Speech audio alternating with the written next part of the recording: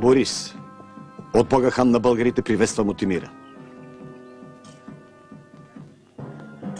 Мутимир, жупан сръбски, заедно с синовете си Борена и Стефан, приветства Бориса в сръбския стан.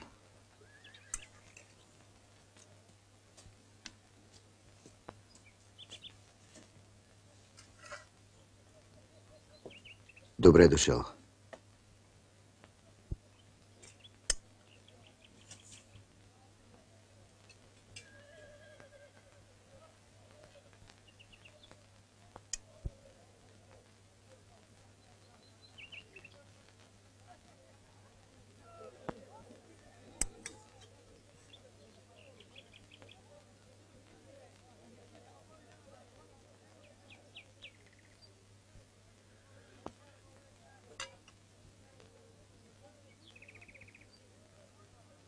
Мога ли да видя сина си, Владимир Расате? Доведете го.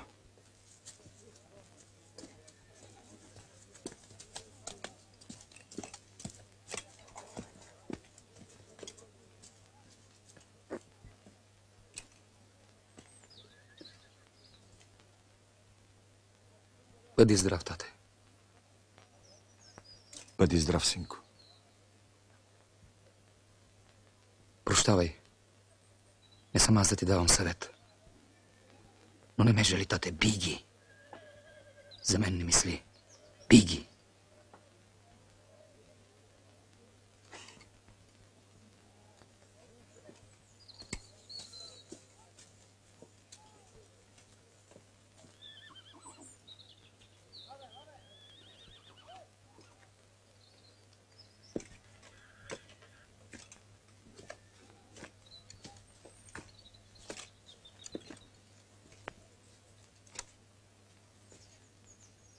Не за война. За мир при теб съм дошъл, Мутимире. Има мир един. Има и друг.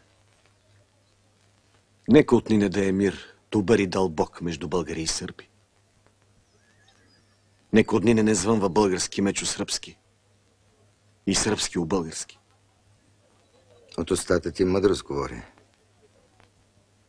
Ала имам 3 условия, Борисе. Слушам те. Понрави ми се коне ти, белия. Дай ми го. Български хан коне си не е давал. На българина душата е в коня. Оскърбяваш хана, Мутимире! Дайте го.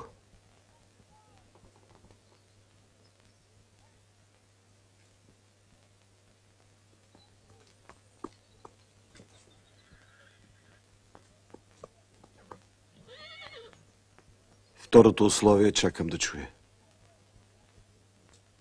Хубава наложница имаш, Борисе. Славянка. Дай ми я. Унижаваш хана, Мутимире!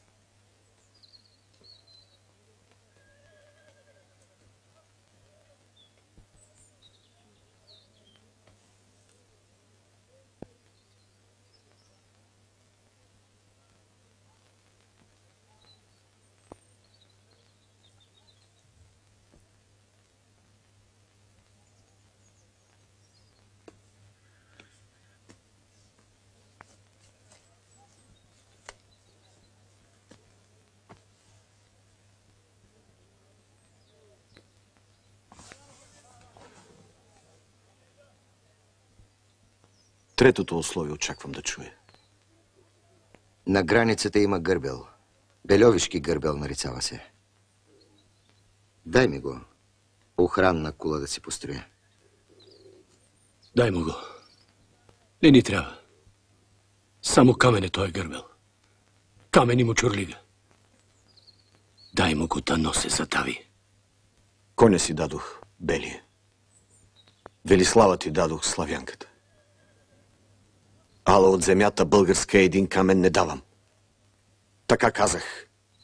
И така ще бъде. Аз, Борис, от Бога хан на българите.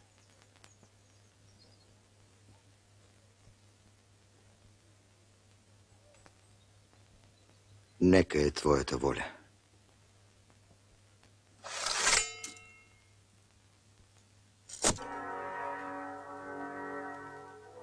Кълна се в Тангра да бъде мир между българи и сърби.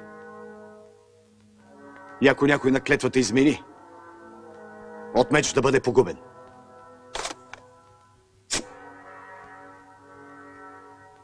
Кълна се в Перуна да бъде мир между сърби и българи.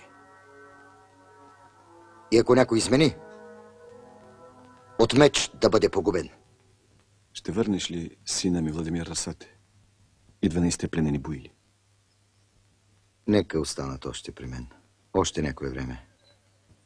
А моите двама сина ще те съпроводят до границата. Така да е.